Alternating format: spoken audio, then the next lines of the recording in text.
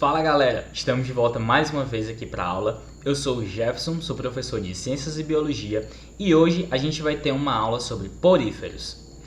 Essa aula é uma aula voltada para o ensino médio, então se você é um aluno do ensino fundamental e está procurando por esse assunto, eu tenho uma aula gravada e eu vou deixar em algum lugar aqui no card aqui em cima. Então, se você é um aluno do ensino médio, vamos para frente. Se você é um aluno do ensino fundamental, assiste a aula apropriada para o ensino fundamental e depois você assiste essa daqui se você quiser buscar mais algum conhecimento.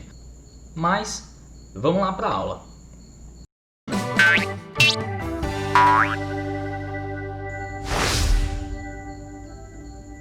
Tá, pessoal, então nós vamos falar sobre os poríferos. Os poríferos são conhecidos popularmente como esponjas e esse grupo aí possui algumas características bem interessantes que a gente vai analisar agora. Tá, como eu falei, os poríferos são conhecidos popularmente como esponjas e a gente tem até na nossa cozinha uma esponjinha, mas essa esponja aí na verdade ela é sintética, né? Antigamente se utilizavam esponjas de verdade, esponjas animais, esponjas para diversas funções, como esponja de banho, para alimentação, para puxar vinho, beber, enfim, a gente vai dar uma olhadinha nisso mais pra frente. Mas essa esponjinha que a gente tem na verdade ela é sintética, ela não é um animal, ela é feita em laboratório, então ela não é um bom exemplo pra gente. Tá. Os poríferos têm o seu nome derivado do grego, onde poris significa poro e foros significa portador. Então a principal característica, a apomorfia desses animais é possuir poros no seu corpo. Eles vão ter vários porozinhos, vários furos no seu corpo e esses furos são extremamente importantes para a vida desse animal. Esses animais aí surgiram de 600 a 575 milhões de anos atrás, mas durante todo esse período aí eles não se modificaram muito, então os poríferos de hoje em dia ainda têm semelhanças com seus supostos ancestrais. Todos os indivíduos que estão dentro desse filo, do filo porífera, são aquáticos, ou seja, eles vivem dentro da água, eles são obrigados a viver dentro da água. E existe um porquê disso, que a gente vai descobrir daqui a pouquinho. Esses animais eles estão distribuídos por todo o globo, desde os mares polares até os mares tropicais. Obviamente, na zona tropical, eles vão ser mais abundantes. Isso quer dizer que vai ter uma maior quantidade desses organismos nos mares tropicais. Se você é um aluno do terceiro ano do ensino médio e você já estudou ecologia, você deve saber disso já, porque a diversidade de organismos é sempre maior nos trópicos do que nas regiões temperadas e polares.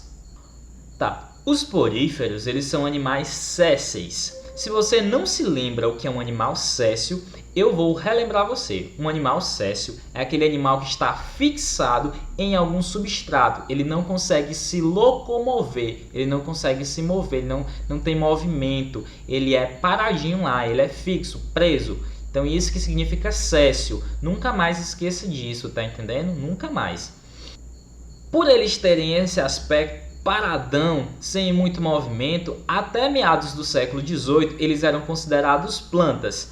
Mas aí foi-se analisar a estrutura desses animais, com o advento do microscópio também, foi analisadas as características deles e descobriram que eles não eram planta coisa nenhuma. Na verdade, eles tinham características de animais.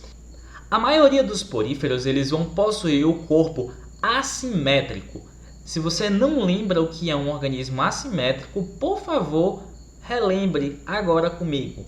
Um animal assimétrico é aquele que se você dividir ele no meio, ele não vai ter os dois lados semelhantes, ele vai ter lados diferentes. Por exemplo, se você pegar o seu corpo e dividir ele bem no meio mesmo, você vai encontrar a mesma quantidade de órgãos de um lado, a mesma quantidade que tem do outro, né? Se você dividir seu corpo, aqui, seu rosto aqui no meio, de um lado vai ficar um olho, do outro vai ficar outro. Se você ficar com dois olhos de um lado, você é estranho, mas quem sou eu para julgar você, né? Mas assim, o normal é que quando você divide no meio, as mesmas características que tem de um lado tem que ser a mesma do outro. Isso aí é um animal simétrico. Beleza? Um animal assimétrico é aquele que você divide no meio e não vai ter as mesmas características, né? Pode ter formas diferentes nos lados opostos. Então isso aí é assimetria, beleza? Eles vão possuir cores e tamanhos variados. A gente vai ter esponjas amarelas, esponjas cinzas, esponjas vermelhas, esponjas laranjas, enfim, vão ter diversas cores. E também tamanhos variados. A gente vai ter esponjas que podem ter poucos centímetros e espécies que vão atingir até 2 metros de comprimento. Então há uma variação de tamanho gigantesca entre esses organismos aí. Pessoal, a gente às vezes estuda esses organismos aí e a gente fica pensando, mas por que eu vou estudar esse bicho? O bicho fica lá dentro da água, eu nem tenho contato com ele, para que eu vou querer saber coisa dele? Fique sabendo que os poríferos, uma grande quantidade de espécies, são capazes de produzir substâncias que são consideradas tóxicas. Essas substâncias aí são para liberar quando eles estiverem na presença de predadores. Mas o que isso tem a ver com a gente? Essas substâncias aí foram coletadas e elas estão sendo estudadas e transformadas em fármacos, remédios para a gente, que podem servir como anti-inflamatórios, antitumorais, ou seja, tratamento de câncer, e antibióticos. Então a gente tem um propósito em estudar esses organismos, é descobrir também formas de trazer qualidade de vida para a gente. Eles podem ajudar a gente a ter mais qualidade de vida. E eles também já tiveram sua importância no passado, quando, por exemplo, os gregos utilizavam eles para beber vinho, né? Eles mergulhavam a esponja lá no pote de vinho e espremia e bebia. Então, assim, tem a esponja de banho, tudo isso foram melhorias que a gente adquiriu através do estudo desses organismos. Tudo bem? Então, pessoal, as esponjas têm uma organização corporal bem típica. Normalmente as esponjas aparecem como um cilindro oco. Tem aqui o cilindro e tem um buraco no meio. Essa conformação aí de ter a sua base fechada, né, fixa lá no substrato, e um buraquinho em cima é muito importante para a realização da função primordial das esponjas. Mas antes vamos descobrir o nome dessas partezinhas aí. Tá, as esponjas têm um furinho em cima que a gente vai chamar de ósculo. O ósculo é um diminutivo de boca, é uma pequena boca, uma boquinha, beleza? Então, as esponjas têm o correspondente ao que seria uma boca, né? Elas vão utilizar esse ósculo aí para várias coisas. Inclusive, não vão utilizar ele para se alimentar, né? A gente vai ver que a boca da esponja não serve para ela se alimentar. E essa parte interna da esponja a gente vai chamar de espongiocele ou átrio. Lembrando que esse nome átrio está em desuso. A gente não está mais utilizando esse nome átrio. Então prefiro utilizar espongiocele. Se você estiver lá na sua prova de vestibular e ver lá o nome espongiocele, você sabe que nós estamos falando da cavidade que fica dentro da esponja. Belezinha? E aí vem aquela coisinha que eu falei para vocês, que era muito importante que as esponjas fossem organismos aquáticos, que elas estivessem dentro da água. E também por que as esponjas não utilizam a boca para se alimentar. As esponjas são animais filtradores, eles ficam parados lá e a água passa por dentro do corpo deles e eles adquirem seus nutrientes através da passagem de água pelo seu corpo. Os poros que estão ao redor do corpo da esponja vão servir como entrada de água e vão carregar, obviamente, alguns nutrientes. E eles vão ser lançados fora pelo ósculo. É por isso que eu disse que a boca das esponjas não serve para alimentar. Ela serve para jogar os restantes fora, né? Os restos fora. Mas para se alimentar, não. Então, pessoal, a gente tem nos poríferos alguns tipos de células. Pessoal, uma observação. Os poríferos não possuem diferenciação de tecidos. Eles não possuem diferenciação de tecidos. Eles não têm tecidos que vão trabalhar em uma determinada função. Mas a gente consegue observar uma série de divisões de tarefas entre as células, mas a gente não pode considerar isso como um tecido. Eles não são organizados. Essa divisão, ela não é uma divisão organizada o suficiente para que a gente considere isso um tecido. Então a gente tem aí algumas células que são importantes para os poríferos. A gente vai ter os pinacócitos. Pina quer dizer prancha. Essas células aí, elas vão ter um formato achatadinho aí, que parece uma pranchinha, e elas vão servir para revestir o corpo dos poríferos. Então, os pinacócitos servem para o revestimento desses organismos. A gente vai ter também os porócitos. Os porócitos vão possuir furos de uma ponta a outra do seu citoplasma. É pelos porócitos que a água vai entrar no corpo das esponjas. Então, essas células aí, elas são exclusivas dos poríferos. E nós vamos ter os coanócitos. Os coanócitos, esse nome coanos significa funil. É uma célula que você vai assemelhar ela um pouco com um espermatozoide. Mas ela tem uma bainha, como se ela tivesse vestidazinha com uma saiazinha ao redor. E essa célula aí vai possuir diversas funções. Uma delas pode ser a transformação de gametas. Ela pode se transformar em um gameta masculino, mas não necessariamente. Não são todas as espécies de esponjas que fazem isso. E nós temos os amebócitos. Os amebócitos, essa ameba aí, lembra das amebas lá, os protozoários amebas, né? Aquele protozoário que não tinha uma forma bem definida, né? Ele tinha um corpo meio molão assim. Então os amebócitos, eles têm um formato meio de ameba. E é uma célula que é responsável pela digestão dos nutrientes nesses organismos aí. Como são animais sésseis, as esponjas precisam de sustentação. E essa sustentação vai vir das espículas, basicamente. As espículas podem ser de duas formas: espículas calcárias, que são formadas de carbonato de cálcio, e espículas que são silicosas, que são formadas de sílica. Essas espículas são secretadas por células especiais chamadas de escleroblastos, que nada mais são que amebócitos modificados. Além disso, existe uma massa gelatinosa ali no meio das esponjas, chamada de mesoílo. Esse termo mesoílo significa material do meio. Então é onde ele fica, né? Ele é localizado no meio ali da esponja. Ele também está relacionado com a sustentação desses animais. Tá aí o esquema de uma espícula, e nas pontas da espícula a gente vai ter os escleroblastos que vão secretar essas espículas. Pessoal, as esponjas também vão possuir fibras que são proteicas, que são semelhantes ao colágeno lá dos ossos. Essas fibras proteicas são chamadas de espongina, e elas são secretadas pelos espongioblastos, que são células que são diferenciadas a partir de amebócitos. Vocês devem ter percebido já que os amebócitos, eles adoram se diferenciar em outras células. Tá, essas esponjas que são formadas por essas fibras de espongina, elas geralmente são mais macias, e eram essas aí que eram utilizadas para o banho, e também pelos gregos lá para pegar vinho e beber, né? Eles colocavam lá do vinho, espremia e bebia. Existem 3 estruturas corporais nas esponjas, e a gente divide essas esponjas nessas 3 categorias. As esponjas que são asconoides, as que são ciconoides e as que são leuconoides. E agora a gente vai abordar cada uma delas separadamente. As esponjas asconoides são aquelas mais simples de todas. Essas esponjas geralmente têm o formato de um vaso com a parede bem fina.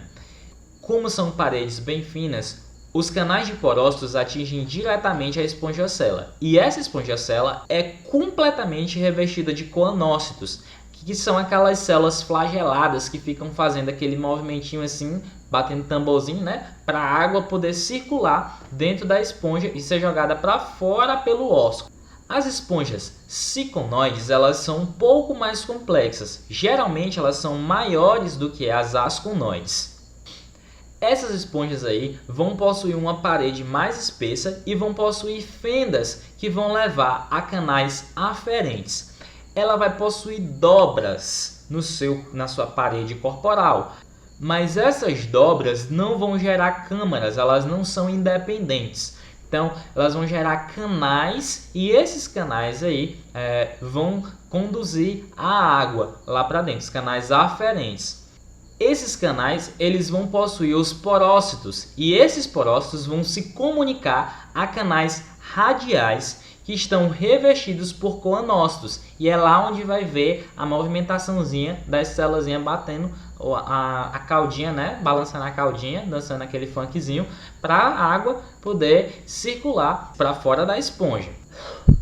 Nesse caso das esponjas ciconoides, a espongiocela ela é um pouco menor do que as asconoides, devido às dobras que tem no corpo dessas esponjas. E a espongiocela não vai ser revestida de coanócitos como as asconoides são. E nós temos as leuconoides. As leuconoides elas são as esponjas mais assim, complexas, o grau de complexidade delas é o maior. Elas são geralmente de tamanho consideravelmente grande e elas possuem uma parede bem espessa, com uma série de aberturas que vão levar a canais aferentes também. E esses canais aferentes aí, eles vão se abrir em câmaras que estão cheias de coanócitos. E essas câmaras aí são chamadas de câmaras vibráteis, que tem vários coanócitos lá, batendo suas caudinhas lá, fazendo a velocidade 5 daquela dança, né? Para fazer a água circular. Isso é necessário porque as esponjas leuconoides elas possuem um tamanho maior, então elas vão necessitar de um fluxo de água muito maior. Então essas câmaras vibráteis aí, uma esponja grande pode ter diversas, até centenas de câmaras dentro do seu corpo, elas são necessárias para fazer um fluxo de água maior. Essas câmaras aí vão se comunicar com a espongiocele através de canais eferentes. A entrada é aferente e a saída é eferente. Aferente entrada, eferente saída. A espongiocele, nesse tipo de esponja aqui, geralmente ela está reduzida a um espaço bem pequenininho. E obviamente não vai ter coanócitos, porque os coanócitos eles vão estar localizados nas câmaras vibráteis. Beleza? Quanto à classificação taxonômica sistemática das esponjas, a gente vai ter três classes principais. A classe calcária, a classe Desmospongidae e a classe Hexactinellida. Na classe calcária, todos os representantes vão ser marinhos, não vai ter nenhum representante de água doce. E os organismos desse grupo vão possuir predominantemente espículas de carbonato de cálcio. É por isso que ela é chamada de calcária. A maioria vai possuir um tamanho pequeno, né?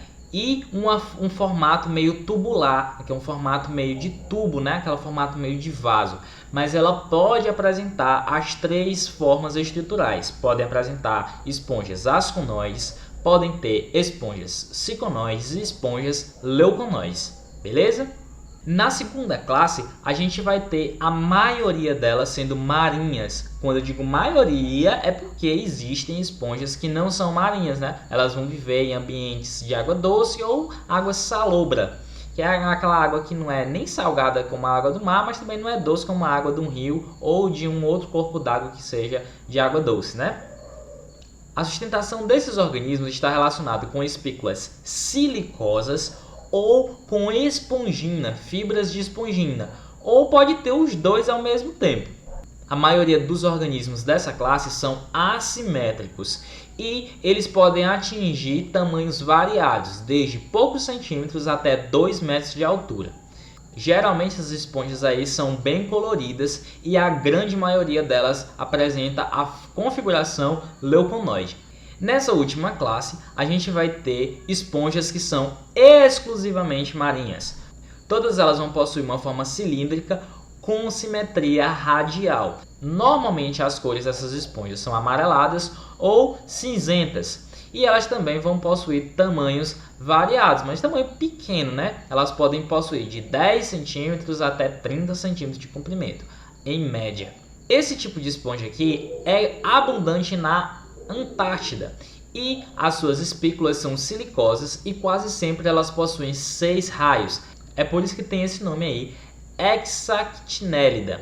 Hexa quer dizer 6, né? Se o Brasil tivesse ganhado a Copa, a gente era hexa, mas infelizmente todo dia é um 7-1 diferente nesse país.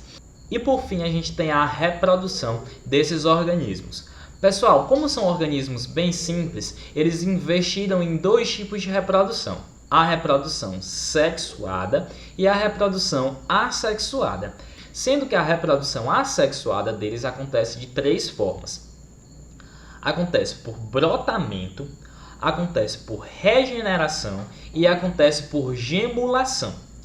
A reprodução assexuada por brotamento é bem parecida com o que acontece nas plantas. Ela gera um broto, né, que vai surgir no corpo do indivíduo adulto, e esse broto vai crescer até o ponto que ele cai e ele se fixa no substrato, formando um novo organismo.